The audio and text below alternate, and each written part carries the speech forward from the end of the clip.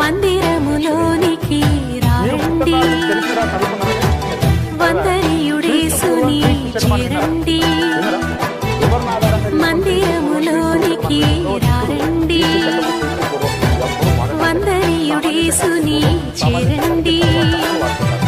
కలవరమైన కలతలు ఉన్నా, కలవరమైన కలతలు ఉన్నా తొలగిపోను, ఆలయాన చేరను. కలుగు సుఖములో ఆ ప్రభుని వేడను. మందిరములోనికి రారండి, వందనీయుడేసుని చేరండి.